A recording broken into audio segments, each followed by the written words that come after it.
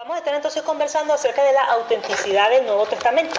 Esto es muy importante porque muchas veces los escépticos quieren poner en duda los documentos que avalan nuestra fe. Cuando hablamos de autenticidad, esto se refiere a la veracidad y a la confiabilidad de los documentos. Hablamos de veracidad, eso significa que cuán fieles a la verdad, cuán verdadero es eso que dice allí y cuán dignos de fiar son esos documentos, que son, por supuesto, las Escrituras. Entonces dice, a ver, cuando hablamos de la autenticidad del Nuevo Testamento, como le decía, es la veracidad.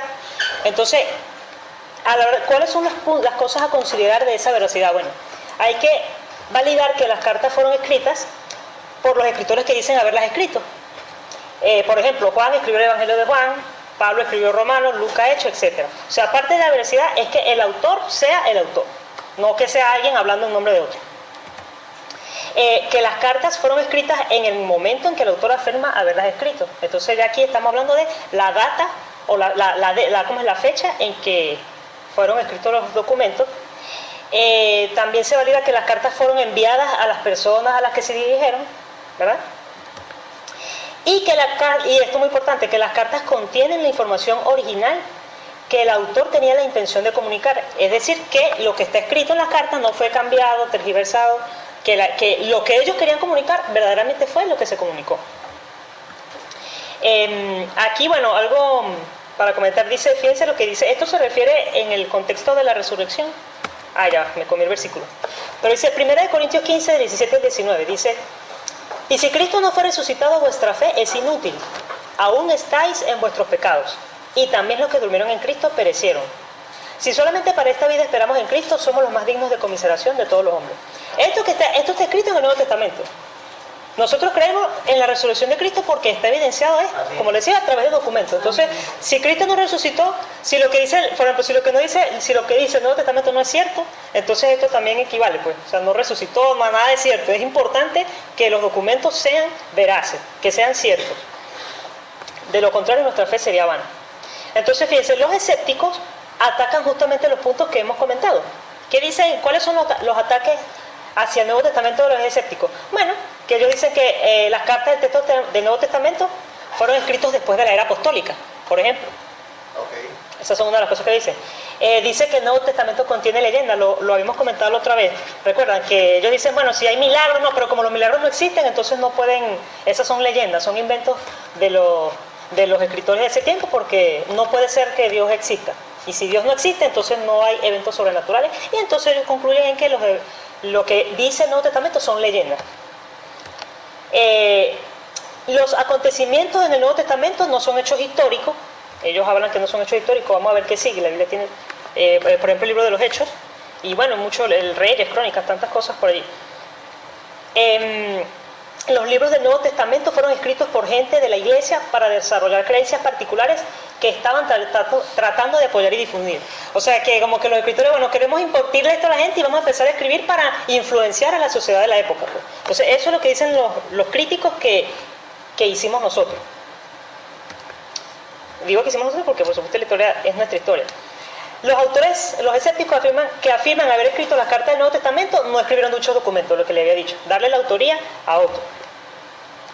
Y las cartas del Nuevo Testamento no fueron enviadas a las personas que estaban destinadas. Vuelvo al punto. Estos son los ataques hacia el Nuevo Testamento. Entonces, ¿qué es lo que vamos a hacer? Vamos a ver la evidencia que demuestra que no es cierto, que estos ataques son falsos.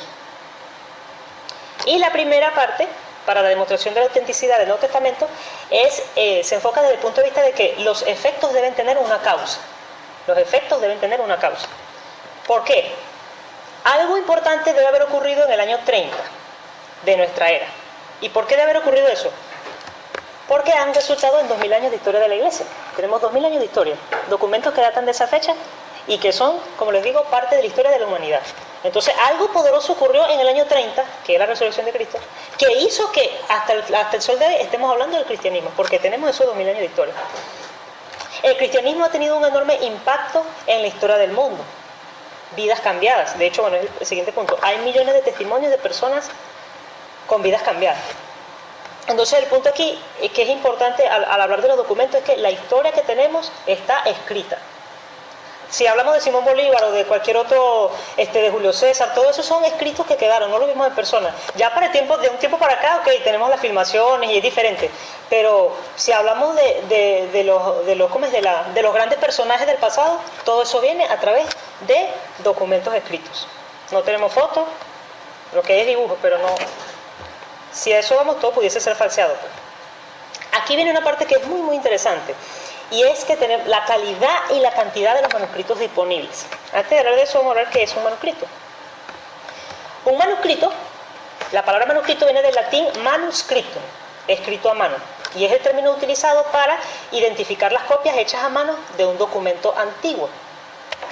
Para los tiempos de los primeros siglos, fíjense, nosotros hasta hace muy poco que tenemos, bueno, hace unos cuantos siglos, la invención de la imprenta. Antes no existían máquinas de copiar, máquinas de escribir, nada de eso. La imprenta fue inventada en el año 1450 por Johann Gutenberg. Entonces, a partir de allí es que inicia la documentación con las máquinas de copiado. Pero antes de eso, estamos hablando de que todos los documentos se copiaban a mano. Toda la documentación a mano. Imagínense lo que cuesta escribir un manuscrito y el valor que tienen los manuscritos. Entonces, bueno, esto es para algo que vamos a ver, así se da la abreviación de la palabra manuscrito. Ahora, entonces ya hemos dicho, ¿verdad?, que los manuscritos son copias a mano, copias de los originales, y de hecho un manuscrito también es copia de una copia, muy importante. Se escribió un original, alguien vino y copió el original, pero después alguien vino y copió la copia, y otro copió copias de copia, y eso se hizo desde el siglo I hasta el siglo XV, así es como se ha venido documentando. Ok, bueno, aquí en la figura, esta es una imagen de un fragmento de un manuscrito. Muchos de ellos, importante, bueno, imagínense, hay unos que son viejísimos, entonces no todos están conservados de la misma forma. Y bueno, aquí se ve un rollo de papiro, bueno, este sí está nuevo, en buen estado. Ajá, entonces vamos a hacer unas comparaciones. Vamos a ver cómo estamos a nivel de los manuscritos. Primero vamos a ver, fíjense, lo primero que vamos a hacer es ver manuscritos no históricos, o sea, manuscritos de otros autores, no con el Nuevo Testamento, para que luego veamos el patrón de comparación. La Ilíada de Homero, deben haberla estudiado por ahí en literatura, en cuarto año, ¿verdad?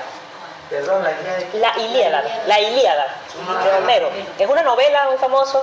¿Ah? Literatura, ¿no les gusta? ¿Ah? Y la Ilíada, es un documento. Entonces, y Homero fue un griego, ¿no? Y él hizo una novela. Actualmente, de la Ilíada, se disponen de 643 manuscritos. Tenemos 643 manuscritos de esa novela.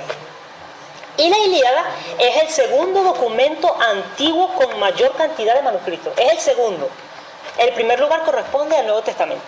Vamos a ver cuántos manuscritos tiene el Nuevo Testamento. A ver, esto le va a gustar. El Nuevo Testamento, nosotros, hermanos, contamos, el haber de la historia de la Iglesia es con 48.600 manuscritos. La diferencia es abismal. O sea, 48.600 manuscritos, hermano, de nuestra historia, de nuestra fe. Entonces vamos a ver, ahora, no todos los manuscritos son iguales, vamos a ver, y esto nada más del Nuevo Testamento. La próxima clase es historia del Antiguo Testamento. Otra cosa, ¿no? Fíjense, ahorita nosotros estamos hablando de apologética. Voy a hacer una aclaratoria. Nosotros ahorita vamos a ver esto se va a ver después, lo vamos a ver con más profundidad. Estamos en apologética, luego vamos a las clases de hermenéutica y luego vamos a la historia de la Biblia. En la historia de la Biblia vamos a profundizar aún más con esto de los manuscritos. Pero por el momento vamos a aprender esto. De esos 48.600 manuscritos, 5.686 son manuscritos griegos. El Nuevo Testamento, recordemos que fue escrito en griego, exceptuando el Evangelio de Mateo, que fue escrito en arameo. Pero del resto, todas las cartas fueron escritas en griego. Entonces, 5.686 manuscritos en griego, 10.000 manuscritos son de la Vulgata Latina. La Vulgata Latina es una traducción al latín que hizo en el siglo IV, en el 380 y pico, el señor Jerónimo de Estridón. Se llama, él lo hizo a petición de un papa, el papa Dámaso. El papa le pidió que él hiciera esta traducción porque había algunos documentos por allí en latín, pero tenían muchas diferencias, discrepancias. Entonces Jerónimo tuvo el reto de organizar todo eso, de tomar manuscritos y de hacerlo uno solo, porque las otras traducciones al latín tenían muchos autores diferentes. Entonces él sí tuvo un mismo orden al hacer toda la traducción. Entonces él tradujo Antiguo Testamento. El Antiguo Testamento fue escrito en hebreo y algunas partes en arameo. Entonces eso también tenía unas traducciones en griego, pero él, como le digo, todo esto lo pasó al latín. Y Nuevo Testamento también al latín. Bueno, 9.300 son manuscritos de otras versiones tempranas y 24.000 son porciones de manuscritos del Nuevo Testamento. Algo importante también, no todos los manuscritos es que está todo el Nuevo Testamento completo. A veces son fragmentos de una carta, un pedacito de una, y esas son las partes que estamos aquí considerando también, que forman parte de la evidencia de la autenticidad del Nuevo Testamento. A ver, bueno, fíjense, aquí vamos a ver una comparación, como les decía, de otros manuscritos disponibles de la antigüedad. Ahí está una tabla. Ajá. Fíjense, ahí tenemos otros documentos que tienen sus manuscritos. Por ejemplo, el historiador Tácito tiene, del historiador Tácito se tienen actualmente 5 manuscritos. Nada más. De Platón, de sus documentos tetralogía, 7 manuscritos. De Tucídides, Historia también, 8 manuscritos. Heródoto, que se le conoció como el padre de la historia, geografía universal, como historia universal, no sé si lo recuerdan. Heródoto, padre de la historia, 8 manuscritos. Nada de eso. Bueno, de Julio César, Guerra de las Galias, también 10 manuscritos. Y estos son documentos, hermanos, que se estudian en las universidades. Sí. La historia de Roma, la Guerra de las Galias, eso se estudia en la universidad. 10 manuscritos disponibles, nada más. Aristóteles en sus escritos tenemos 49 manuscritos, y bueno, Homero, como les decía, que es el que está en segundo lugar, 643. Y por supuesto la historia de la iglesia, 5.686 en griego, y otros 40.000 manuscritos, nada más. Ok. Ok, vamos a comenzar ahora lo del lapso de tiempo, muy importante. Se llama lapso de tiempo a la cantidad de tiempo transcurrido entre la transcripción del escrito original y la copia más antigua o manuscrito del original. ¿Cómo es eso? Voy a decirlo más lento. El apóstol Pablo escribe una carta. Cuando él escribe la carta, sus discípulos empiezan de una vez a transcribirla, porque eso empieza a divulgarse en la iglesia, y los hermanos empiezan a copiarla. Entonces, muchas de esas copias se han perdido en el tiempo. Pero las que se conservan, por suponerse, él escribió en el año 51. Entonces, se empezaron a escribir inmediatamente las copias, y a nosotros nos llega hasta a nuestras manos una copia del año 100. Es la más antigua que disponemos. Entonces hay un lapso de tiempo de casi 40 años. No es que se empezó a escribir desde ese momento, sino que es la copia que nos queda, pues. Entonces es el manuscrito más antiguo que se dispone, y es la distancia de tiempo entre la escritura original y la copia disponible más antigua. Ok, el tiempo transcurrido entre el documento original y la copia o manuscrito más antiguo del Nuevo Testamento es increíble en comparación con el lapso de tiempo de otros documentos antiguos. Así como fue increíble la cantidad de manuscritos, también es increíble el lapso de tiempo del Nuevo Testamento en comparación con los otros documentos antiguos. Es decir, fíjense que aquí el Nuevo Testamento se está sometiendo al mismo escrutinio que lo hacemos con los demás documentos. Y el Nuevo Testamento pasa sobrado. Entonces, fíjense, por ejemplo, el lapso de tiempo para el libro de Juan es de 30 años. Esta fecha significa, por ejemplo, donde dice 85-115, es que más o menos se escribió en el año 85, y el manuscrito que disponemos es más o menos del año 115. Entonces, el lapso de tiempo entre esas dos fechas es aproximadamente 30 años. Ok, aquí vamos a otra tabla. Ok, perfecto, vamos a ver aquí. Volvemos al punto. Ya habíamos hablado de Julio César, con la Guerra de las Galias. Julio César escribió aproximadamente en el año... vamos a ver si aquí uso el lapicito, ¿no? Ajá, la Guerra de las Galias. Él escribió más o menos en el año 58. Y el documento más antiguo que posee la humanidad actualmente data del año 850 después de Cristo. Eso implica un lapso de tiempo de 900 años. Acuérdense el cuento de cuando algo se dice y se transmite. Imagínense 900 años de distancia en la transmisión de esa información. Tácito escribió en el año 100, la copia más antigua es del 850, tenemos un lapso de tiempo de 750 años. Tucídides, con Historia, escribió en el año 460 antes de Cristo, y la copia es del 900 después de Cristo. Imagínense, 1300 años de lapso de tiempo. Eso le ocurre a Tucídides con los documentos de Tucídides y de Heródoto. Los dos tienen 1300 años de tiempo. Platón, con su libro de tetralogías, escribió más o menos en el 427-347, el manuscrito más antiguo del 900 después de Cristo, 1250 años de lapso de tiempo. Y bueno, Aristóteles, por último, 1400 años de lapso de tiempo en sus escritos. Ahora, ¿cuál es el caso del Nuevo Testamento? Para el Evangelio de Juan existe un fragmento de un papiro que está ubicado en la Universidad de John Ryland, Y ese documento data más o menos del año 115 después de Cristo. La fecha de escritura del apóstol Juan fue del 85, y entonces tenemos un lapso de tiempo de 30 años. En comparación con los demás, es nada. Si se ponen a ver, si comparamos, es nada. No estoy diciendo que no sea un tiempo considerable, pero en comparación con los demás, hermanos, estamos en un tiempo, el tiempo es muy corto. Y bueno, como les decía, no fue que se esperaron a 30 años para escribir, sino que inmediatamente los discípulos empiezan a escribir y esas copias se perdieron. Tenemos este fragmento que tiene esa antigüedad. Existen otros manuscritos del Evangelio de Juan, el papiro Bodmer, ese tiene una data del año 150 al 200 después de Cristo, y bueno, tiene un lapso de tiempo que está entre 65 y 115 años. Y bueno, en general la mayoría del Nuevo Testamento fue escrito entre el 45 y el 95 después de Cristo. Ahí nombran los papiros de Chester Beatty, e igual, de 55 a 115 años el lapso de tiempo. Y fíjense aquí, algo interesante, luego algunos de estos lo vamos a tocar después con mucha atención, porque estos documentos son muy importantes. La Biblia con el Nuevo Testamento, existe el llamado Códice Vaticano. Este es uno de los códices más importantes que nosotros poseemos, y es un códice que tenía tanto el Antiguo como el Nuevo Testamento, y data del 325 después de Cristo. Tiene 250, 280 años de lapso de tiempo.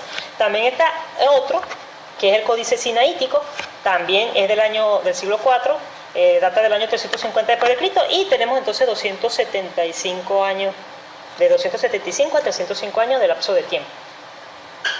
Luego entonces vamos a ver lo que es un códice y qué son esos tipos. Hay varios tipos de manuscritos. Aquí vamos a mencionar algunos de los manuscritos más importantes del Nuevo Testamento. No son todos, sino que vamos a mencionar algunas cositas. Como les había dicho, el manuscrito de John Ryland. Este manuscrito es muy importante porque por mucho tiempo los críticos objetaron la fecha de escritura del Evangelio de Juan. Y cuando aparece el manuscrito de John Ryland, que fue en los años 1800 y pico, todas esas teorías cayeron.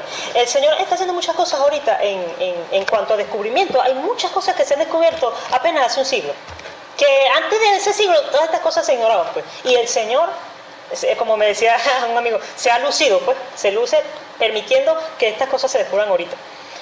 El papiro, bueno, de Chester Beatty, lo hemos comentado, uno importante, de Atesbron, el papiro Bodmer, el Códice Vaticano. Este códice, como les decía, es como una especie de libro antiguo hecho en pergamino que contiene antiguo.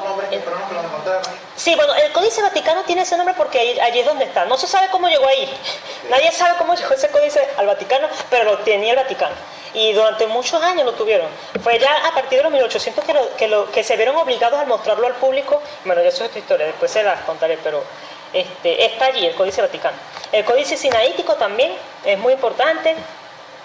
Este Códice Sinaítico lo descubrió un señor que se llama Cresford. Él lo salvó de que lo quemaran, porque él se fue, había como una época donde la gente estaba buscando papiros y cosas, y él se fue a un monasterio al pie del monte Sinaí, y entonces, bueno, le permitieron entrar y revisar esa librería, y él empezó a ver, pues, y la gente, los monjes lo que estaban era quemando papiros para en la chimenea los estaban metiendo, y él cuando se pone a revisar, encuentra cartas pero ¿qué es esto? No lo quemen. Los mismos monjes no sabían, y él impidió que lo quemaran, y entre esos estaba el Códice Sinaítico, que lo hubiesen lanzado al fuego también, y él lo rescató. Claro, después de que le dijo esto y el valor que tenía ese documento, los monjes, ok, bueno, entonces nos quedamos con él, y después se lo vendieron a Rusia, y bueno, le sacaron mucho dinero por eso, pero lo salvó, pues. Está el Códice Alejandrino. Bueno, algo interesante, el mismo que salvó el Códice Sinaítico, él hizo lo que se llama el primer facsímil del Códice Vaticano, que es una copia original. Y fíjense lo que han hecho estos hombres. Como el Papa tenía eso, lo tenían en su librería oculto, él al final consiguió un permiso para que se lo dejaran ver. Entonces el Vaticano le concede la oportunidad, le va a la biblioteca, y él todos los días lo que hacía era, con guardias alrededor, leía el documento y lo memorizaba 6 horas al día. Después de que se iba, porque lo único que le podían hacer era ojearlo, no podía copiar, solamente leer y ojearlo, bajo vigilancia. Se iba a su casa. Eso fue con el Códice Vaticano. No, lo hizo un erudito, un escolar cristiano, pues. Disculpe, ¿y Sinaítico proviene de dónde? No, porque es por un monasterio, el monasterio de Santa Catarina, que está a los pies del monte Sinaí, según lo que dice la documentación. Bueno, entonces este hermano Tretchford, él iba, memorizaba y luego se iba a su casa y escribía. Casi que ni dormía. Y al día siguiente lo hizo durante semanas. Hermano, él se memorizó la Biblia entera. Y hizo el primer, hizo este facsímil del Vaticano. Y luego lo publicó. Y cuando el Papa supo, bueno, imagínense cómo estaba de molesto. Entonces luego el Papa, para vengarse, por fin mostraron al público y fotografiaron el Códice Vaticano y salió al público. Como para decirle a Tresford, mira, perdiste el tiempo. Pero si no, ¿cómo lo iban a publicar? Si ellos no lo querían mostrar al mundo. Ahora, ese códice Vaticano, ¿qué escritura? Es un códice escrito en griego, contiene el Antiguo y el Nuevo Testamento, incluso tiene unos documentos deuterocanónicos. Ha perdido algunas hojitas, pero en general está casi completo, pues. Entonces, bueno, cuando después comparan esa copia, esa fotografía del Códice Vaticano con lo que escribió Tresford, eran casi idénticos. O sea, una cosa increíble, pues, cómo hizo este hombre eso, pues. Dios mío. Dios, sí, definitivamente dio esa capacidad de memorizar, porque lo hizo con toda la escritura, pues. El códice Ephraim City Decrypted, este es muy interesante, también tiene su historia, después se las comento, pero cada documento de estos códices tan importantes, cada uno tiene una anécdota, una cosa, pero bueno, este era prácticamente se le llama Rescriptus porque es un códice que, bueno, después se los vuelvo a contar, ¿no? Pero así repasamos las cosas, que tenía que tenía un monje, que se llamaba Ephraim, y creo que era, bueno, de hecho viene el nombre allí. Y él no sabía lo que tenía en sus manos, y entonces él predicaba y él escribía los sermones en ese libro, porque a veces faltaba papel, o sea, el papel era algo muy, muy valioso. Y a veces la gente lo que hacía era agarrar un documento, un códice, y recopiaban encima. Y él hizo eso. Él empezó a copiar sus sermones encima de un códice que contenía la Biblia. Y él nunca supo, él copió todo eso, sus sermones, hoja tras hoja, y después por casualidad consiguieron ese documento, y alguien se dio cuenta, ay, pero aquí detrás hay algo, aquí se ven como una letra detrás. Cuando lo analizan, era un códice de las escrituras Antiguo y Nuevo Testamento, y él lo había rayado todo, pues. Pero salvaron también este documento, y eso se le hacen algunas pruebas especiales y descubren pues el escrito que está detrás, con tintes, luces, qué sé yo, y ellos logran descubrir esas escrituras, pues. Y bueno, está el códice de Oxirrinco. Esto es muy importante, el códice de Oxirrinco. Fueron una serie de documentos que se descubrieron en el año 1897. Oxirrinco es una zona al sur de Egipto, y es una zona muy seca, y por ser tan seca eso permitió que se conservaran muchos papiros que estaban allí y que han resultado de mucho beneficio para el cristianismo, y ya van a ver por qué cuando lleguemos. Bueno, entonces aquí le voy a dar detalles de algunos manuscritos de los mencionados ahorita. El caso del manuscrito John Ryland, que les había comentado, de ese se consiguió un fragmento, que es el fragmento que ven allí. Es pequeñito. Bueno, fue escrito en griego. Ese pedazo de papiro que está allí es escrito en griego. Y fíjense, tiene un tamaño de 3,5 por 2,5 pulgadas. 3,5 pulgadas de alto por 3 de ancho. Y con eso se demostró, como les decía, la autenticidad de la data del Evangelio de Juan. Y ahí el lapso de tiempo se dató a 30. Ok, longitud 7 líneas de cada lado, fíjense, tiene 1, 2, 3, 4, 5, 6, 7. Y está por delante y por detrás. Bueno, este pedacito del Evangelio de John, o sea, de este fragmento de papiro, tiene por el frente el Evangelio de Juan, capítulo 18, versos de 31 al 33. Y por el reverso es el mismo capítulo 18, versos del 37 al 38, algo así. Es lo que contiene ese fragmento. Y es exactamente igual a lo que tiene nuestra Biblia. No hay diferencia, totalmente. Y bueno, su ubicación se encuentra en la librería de John Ryland en Manchester, Inglaterra. Ellos son los dueños de está en exposición, hacen su foto, ustedes lo buscan y ese es el manuscrito. Ok, otros manuscritos. Bueno, el Códice Vaticano que les había comentado, el que ven allí, bueno, es una fotografía de cómo es ese códice. ¿Verdad? Como les decía, es una especie de libro antiguo. Tiene 617 páginas del Antiguo Testamento y 142 páginas del Nuevo Testamento. Es cuadrado, tiene unas dimensiones de 10.2 pulgadas por cada lado, y está escrito en 3 columnas. 3 columnas, cada columna tiene de 40 a 44 líneas, y cada línea tiene de 16 a 18 letras por línea. Esto como ustedes lo ven, eso fue escrito, la manera en que está escrito es lo que se llama escritura uncial, todo en mayúscula, y las letras están equidistantes unas de la otra, y pegado, es escritura continua, y no hay espacio como cuando nosotros escribimos una palabra, espacio, no, eso es escritura continua, y de hecho es más o menos lo que ven allá en la foto. ¿Pero ese qué idioma? Griego, esto es en griego. Y bueno, está ubicado en el Vaticano, como le digo, nadie sabe cómo llegó ahí, pero lo tiene el Vaticano. Ok. El códice sinaítico, bueno, similar. Como lo pueden ver, bueno, tiene 148 páginas del Nuevo Testamento. Tiene también del Antiguo Testamento, pero no conseguir las páginas. Tiene unas dimensiones de 15 por 14 pulgadas. Y tiene 4 columnas. Este está escrito en 4 columnas. Cada columna tiene aproximadamente 48 líneas y cada línea de 12 a 16 letras por línea. Con el mismo tipo de escritura uncial, todo en mayúscula y las palabras pegadas una de la otra. Y se encuentra en la Biblioteca Británica de Londres. Ahí es donde está ese documento. Ajá, el Códice Alejandrino, muy importante también, lo ven allí. Tiene 630 páginas el Antiguo Testamento y 143 páginas el Nuevo Testamento. Tiene 12,6 por 10,4 pulgadas las dimensiones de las páginas. Y bueno, es un texto de 2 columnas, de 46 a 52 líneas por columna y de 20 a 25 letras por línea. Es la forma en que está escrito ese códice. Ok, muy bien. Bueno, antes de continuar, los manuscritos que nosotros tenemos a la mano llegaron a nosotros a través de lo que se llaman papiros y pergaminos. Entonces, ¿qué es un papiro? El papiro es una planta que crece a lo largo del delta del Nilo en Egipto. Y los largos tallos de la planta se utilizan para hacer un material similar al papel para escribir. Muchos de los antiguos manuscritos que hemos descubierto fueron escritos en papiro.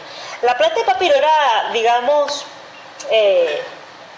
idolatrada pues, por los egipcios. O sea, era una cosa... De hecho, la forma que tiene la flor es como evoca el sol. Es como una planta que tiene como muchos pelitos y ellos, el dios sol.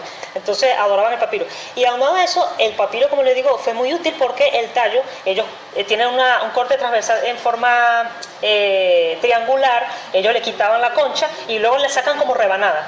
Y esas rebanadas las entretejen unas con otras y las ponen a prensar, le quitan la humedad, etc. Y al aplastarlo ahí queda una especie de papel. Entonces, es muy útil no solamente para él con sus documentos, sino también para nosotros, porque fue el material que usamos pues, para escribirlo, que se usó pues, para escribir los documentos del Antiguo Testamento, del Nuevo Testamento también. Ajá. Y entonces, fíjense una cosa del papiro. Entonces, los manuscritos vienen en papiros y vienen en pergaminos. ¿Qué es un pergamino? Es un material para escribir hecho de las pieles de animales como ovejas, cabras o terneras. ¿Ah? Permíteme una observación, el papiro era algo que había que estarlo transcribiendo cada 6-7 meses porque se dañaba. O sea, sí, de hecho muchos se retocan.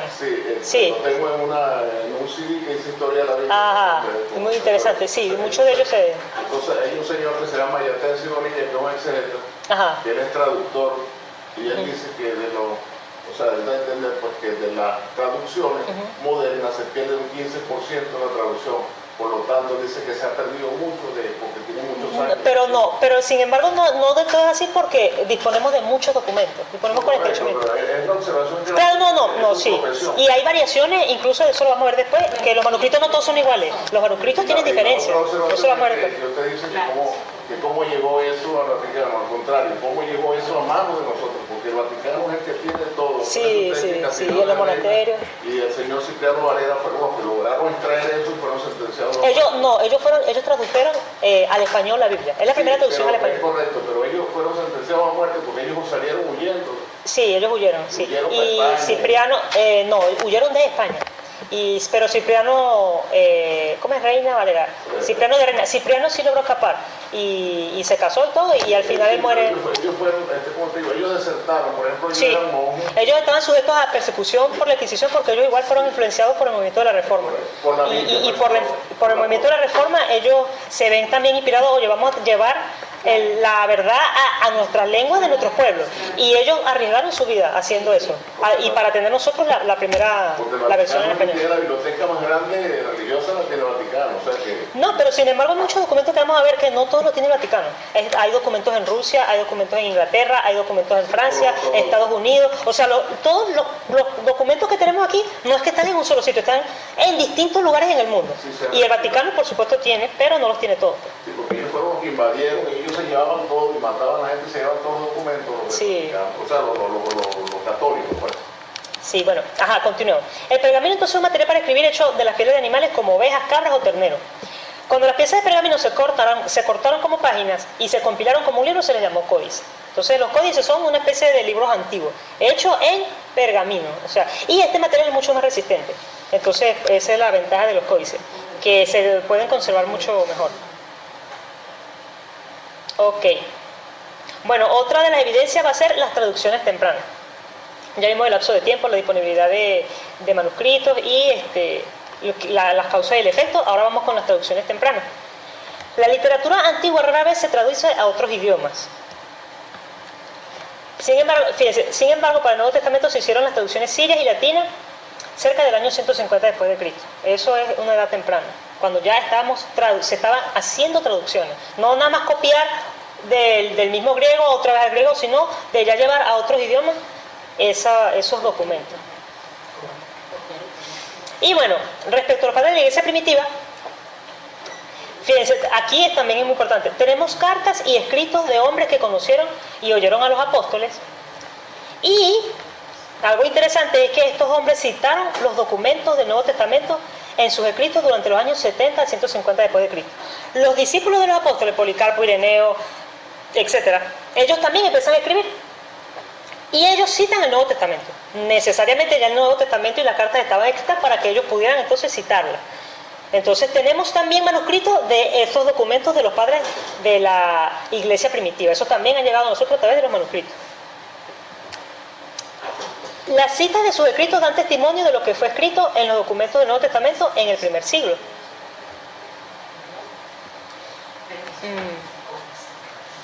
Ok, algo aquí que vamos a comentar, interesante. Fíjense, supónganse, como hemos dicho, tenemos 48.600 manuscritos. Supónganse que perdemos todos esos manuscritos. Los perdemos. Y solamente nos quedamos con los escritos de los primeros padres de la iglesia, que escribieron desde el siglo I hasta el siglo III. Todos esos son escritos del siglo I al III. Si nos quedamos nada más con esos documentos y con las citas que ellos hicieron del Nuevo Testamento y reunimos todos esos documentos, se reconstruye prácticamente todo el Nuevo Testamento. Faltarían como 17 versículos. Pero nada más, tomando las citas de los padres de la iglesia primitiva, se reconstruye prácticamente el 99,9% de todo el Nuevo Testamento. Entonces esto también avala y le da veracidad, por supuesto, a los escritos del Nuevo Testamento. Ajá, seguimos. Entonces, fíjense, estos hombres murieron por su fe. Estos hombres fueron martirizados, fueron sujetos, a persecuciones, etc. Entonces, por eso nosotros sabemos que estos hombres no habrían tolerado un cambio en los escritos o enseñanzas de los apóstoles. Ellos murieron por la fe. Ellos no iban a permitir, siendo ellos también los que citaban, que se cambiara, ni tampoco iban a citar a un impostor. Ellos no habrían citado de un libro que no hubiese sido por los apóstoles, que eran sus mentores inmediatos. Entonces, una observación, eso fue escrito en griego, la mayoría fue en griego. No, el Nuevo Testamento sí en su mayoría, exceptuando el Evangelio de Mateo, que fue escrito en arameo, y el Antiguo Testamento fue escrito en hebreo, y algunas partes en arameo. Porque el Señor Jesucristo hablaba en arameo. Sí, pero también muy posiblemente hablaba griego y hablaba también hebreo. Porque había otro que se llamaba copto, un lenguaje que se llamaba copto. Bueno. Es el primero que está... pero no, el Señor debe haber hablado de esos tres idiomas. El hebreo, posiblemente el Señor usó la Septuaginta, que estaba en griego, entonces tenía que ver el griego. Pero bueno, habría que ver, porque el hebreo igual era el idioma que ellos traían. Claro, se perdió un poco con la diáspora y todo eso, pero sí se conservaba el hebreo. El comercial, es el inglés ahorita, sí. Correcto, es el inglés ahorita. Ok, sigo. Muy bien. Entonces, otra cosa, los padres de la iglesia primitiva no habrían alterado o añadido a las enseñanzas o a las palabras de lo que estaba escrito en los documentos originales. Muy bien, confirmación. Entonces ahora vamos a ver algo de la confirmación interna de la autenticidad del Nuevo Testamento. Pablo siempre comienza sus epístolas con su nombre y reclama la autoría. Yo, Pablo, siervo de Jesucristo, siempre él lo hace de esa forma. Entonces eso es la confirmación interna de quién es el autor, ¿no? Cuando Pablo se atribuye a sí mismo su carta, porque la está escribiendo. Las coincidencias que se muestran a través de los libros del Nuevo Testamento demuestran que Pablo fue el autor. Muchas referencias a personas, lugares y situaciones en el libro de los Hechos coinciden con las de las epístolas del apóstol Pablo. Recordemos que en los Hechos vemos la historia, vemos a Pablo y a muchos otros, pero digamos que los viajes de Pablo coinciden también cuando él empieza a escribir las otras cartas. Eso se puede machar y todo coincide. Entonces es una evidencia, es una demostración interna de las cartas, pues, de los documentos del Nuevo Testamento. Ok, la evidencia lingüística es coherente con los autores. ¿Qué es eso de la evidencia lingüística?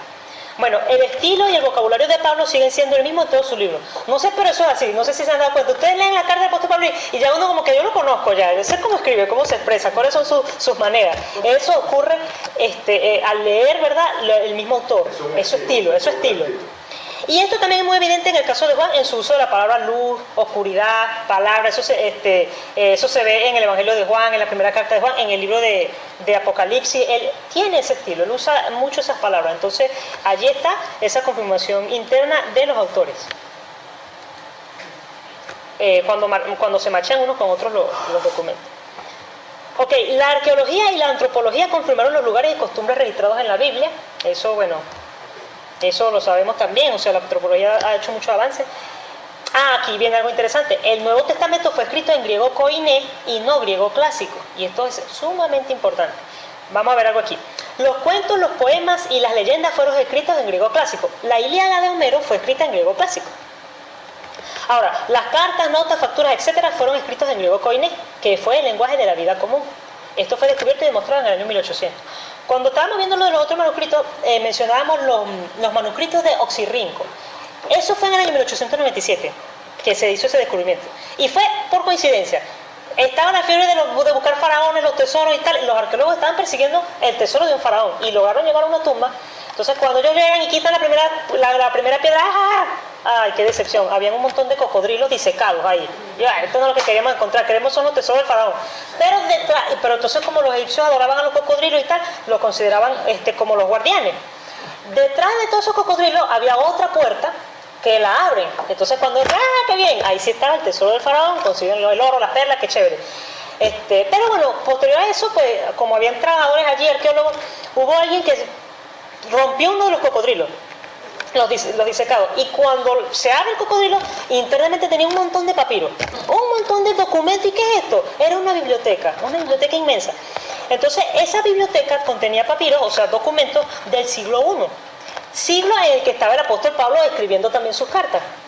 Entonces, antes, cuando se analizaban las escrituras del Nuevo Testamento, la gente decía, este griego es diferente, este griego no es como el griego de Homero, pues no es como. Entonces empezaron a dar el nombre, es el griego del Espíritu Santo, pues, porque era un griego diferente. Bueno, cuando hicieron los descubrimientos con estos los cocodrilos y ven esas cartas, habían contratos, contratos de matrimonio, o sea, facturas, cartas personales, etcétera. Esto lo hemos visto antes. Este es el griego que se escribió en el Nuevo Testamento. Y es el griego común, el griego del día a día, es griego koiné. Entonces es muy interesante esto porque no es el griego de las leyendas y de los poemas, sino el griego de lo que está pasando en la vida diaria. Están ocurriendo cosas, los apóstoles empiezan a escribirlo con el lenguaje de la época. Entonces esto evidencia aún más la veracidad del Nuevo Testamento, le da aún más autenticidad el tipo de griego utilizado, escrito en el otro. Sí, reafirma aún más. Y bueno, de hecho es tanto así, es más, ahorita se tiene más conocimiento del griego en el último siglo que de los años 1500, 1400, cuando ya se venían haciendo traducciones, porque ahí se encontraron en esa librería libros de lenguaje, libros de gramática en griego, y eso ha explotado, por decirlo así, el conocimiento del griego. Y por lo tanto también no es que se va a descubrir algo nuevo en el Nuevo Testamento, sino que más bien se sigue avalando y se puede ahurgar más porque ya se tienen otros documentos de referencia de muchos vocablos en griego y uno los ve como se usaron en la Biblia. Entonces se puede ir machando, oye, el término que usó Pablo aquí, bueno, significaba esto porque hay otros documentos para confirmarlo. No solamente. Ahorita está el video, todas esas cosas que se está diciendo, está el video. Sí, no, es que todo. Claro, es que por eso está documentado. Ok, bueno, por último, vamos a ver entonces la evidencia interna del libro de los Hechos. El libro de los Hechos, como les digo, es un libro histórico. Y muchos han cuestionado su autoría y su fecha de datación. Ellos dicen que, igual como lo habíamos dicho la otra vez, que fue posterior a la era apostólica. Sin embargo, la Iglesia sostiene que el libro de los Hechos fue terminado en el año 62, más o menos, de nuestra era. Y la misma evidencia interna del libro de los Hechos lo demuestra. Por ejemplo, el libro de los Hechos no hace mención a la caída de Jerusalén en el año 70 después de Cristo. Entonces, si no lo menciona, es porque debe haberse escrito antes, porque no hay evidencia de que Jerusalén haya caído en ese año. No se menciona el incendio de Roma en el año 64 después de Cristo. Recuerden que, bueno, creo que más adelante lo vamos a colocar, que Nerón culpa a los cristianos, eso no se menciona en el libro de los Hechos, y eso ocurrió en esa fecha. No hay ningún indicio del deterioro de las relaciones judías y romanas que resultó en la guerra judía contra Roma a partir del año 66 después de Cristo. En el año 66 fue invadida Jerusalén, Judea, y entonces ahí empieza el conflicto entre romanos y judíos, pues, que termina en el año 70 con la invasión de Jerusalén, la caída de Jerusalén y la diáspora judía. Nada de eso se menciona en el libro de los Hechos y ocurrió en esa fecha. Entonces es porque ya, obviamente, ya había terminado el libro había terminado antes de esa fecha, antes de esos acontecimientos. No hay ningún indicio del deterioro de las relaciones entre romanos y cristianos debido a la persecución de Nerón. Como se lo había dicho, quemaron la ciudad y todavía no habían esas evidencias, pues. No lo indica el libro de los Hechos. El juicio de Galio está ubicado en Hechos 18 de 14 a 17. Estableció un precedente que legitimó el cristianismo durante ese periodo de tiempo. Ahí fue que estaban persiguiendo a Pablo, entonces ya lo llevaron a Galio y Galio, bueno, ustedes están discutiendo por palabras y nombres, y no le prestó atención a los judíos, pues. Entonces eso permite legitimar el cristianismo. Los romanos no estaban haciendo, o sea, los judíos querían que los romanos tomaran acciones contra los cristianos y ellos no lo van a hacer, pues. Y eso le dio, digamos, espacio al cristianismo. No hay pistas acerca del martirio de Santiago por el Sanedrín alrededor del año 63 después de Cristo. Este Santiago es el hermano del Señor Jesucristo. Él fue martirizado en el año 63 más o menos, no lo menciona, y de hecho el libro de Hechos sí menciona otros martirios, como por ejemplo el de Esteban y el de Santiago, el hermano de Juan, hijo de Zebedeo. Eso también lo menciona el libro de Hechos, pero no menciona el martirio de Santiago, por ejemplo. Este es el hermano del Señor, el que escribió Santiago, eso no lo menciona. Y eso ocurrió más o menos en esa fecha. Entonces, de haber ocurrido, muy probablemente se hubiese documentado allí en el libro de los Hechos. Bueno, los saduceos son retratados como todavía teniendo autoridad, lo que refleja una fecha previa al año 70 después de Cristo. Claro, imagínense, ya después en el año 70 destruyeron el templo de Jerusalén, se quedaron en la calle, ya ¿qué autoridad van a tener? Si ellos salieron huyendo. Entonces, y sin embargo, en el libro de los Hechos vemos que ellos tienen todavía autoridad. Entonces es porque ese acontecimiento no había ocurrido. El libro de los Hechos nunca menciona a Pedro en Roma. Pedro fue a Roma, no lo menciona. Y Pedro murió en el 65 después de Cristo y Juan después del 96 después de Cristo. En el libro de los Hechos ellos se dan a entender que están vivos, o sea, no hay nada, como les decía, si hubiesen muerto eso se habría documentado. Y no se dan detalles sobre la muerte de ninguno de los discípulos, sino la de Jacobo, muerto en el año 44 después de Cristo. Jacobo es lo mismo que Santiago, el mismo Jacobo que les había dicho que era el hermano del Señor. No, el hermano del Señor no, el hermano de Juan, hijo de Zebedeo, es el que se menciona. Había tres Jacobos, Santiago mayor, Santiago el menor y Santiago el justo. Santiago el justo es el hermano del Señor, Santiago el mayor es el hermano de Juan. En Hechos 13, si no me equivoco. En Hechos 12 está, creo que en Hechos 12 que está, pero sí, 12:1, por ahí está la muerte, que dice que Herodes prendió a algunos y bueno, es ese pues. Los saduceos, bueno, esto lo había dicho ya. Bueno, no, me devolví. El libro de Hechos nunca menciona a Pedro en Roma, bueno. No, tenía que ser la misma diapositiva. Bueno, está en Hechos 12:2. Hechos 12:2. Hermano, hay una parte en la Biblia, o sea, hay unos libros que se llaman, o sea, que no son... Deuterocanónicos. Sí. Se llama del libro de Tobías. Correcto, sí. Ellos no forman parte del canon. Tobías. Por eso está en la Biblia. Son apócrifos, o sea, no, sí, se le llama apócrifo o deuterocanónico, es lo mismo, pero no forman parte del canon establecido por la iglesia de los primeros siglos ni por los judíos tampoco. En la iglesia, en las Biblias católicas. Sí, pero los judíos no los judíos no contienen esos libros, Tobit, Macabeo, ellos no lo aceptan. No, los judíos no. Correcto. Pero sí están, esos son documentos históricos, eso sirve también para ver algunas cosas y eso lo tenemos. Eso también está en los manuscritos. Bueno, ya estamos casi listos. Y bueno, todavía había gentiles en las sinagogas para el tiempo de los Hechos, y con la persecución que hubo contra los judíos, difícilmente alguien ya se iba a querer encontrar con ellos. Entonces no estarían buscando el judaísmo después del año 70, porque estarían sometidos pues, a la misma persecución. El templo sigue en pie sin ningún indicio de ataque o de destrucción. Eso no se ve, o sea, eso se ve en el libro de los Hechos, no hay evidencia que diga que fue destruido. Y hay un estilo de vida normal a diferencia de la vida después del año 65 y 70 después de Cristo. Hay una anécdota que yo leí por ahí, un libro que me prestó Larry, que dice que Jerusalén fue invadido por varios años. Y fue tanta la desesperación de la gente que hay el caso de una mujer judía rica que ella se comió a su propio hijo.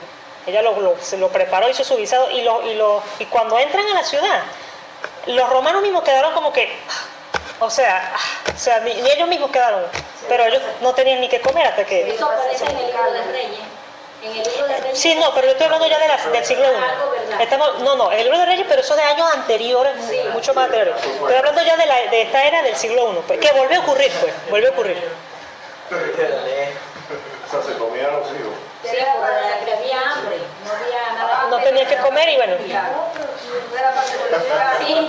Ok. Se lo ponían para comérselo, no para comérselo. Yo creí que era para comérselo. Para llevarlo Okay, no, para comérselo. María Marina, que era una muchachera, ese se lo come. Ok, seguimos, ya casi que terminamos.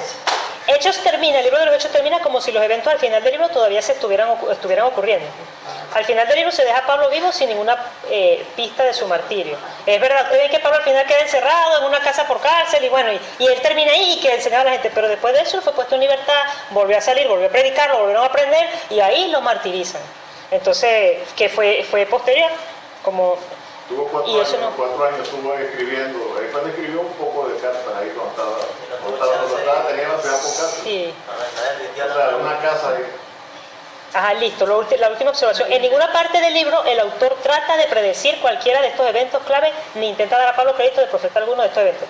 Fíjense, si el libro se hubiese escrito después de todas estas cosas que convulsionaron a la ciudad, entonces muy posiblemente, como es una falsificación, hubiesen puesto que Pablo o alguno de los apóstoles iba a predecir estas cosas.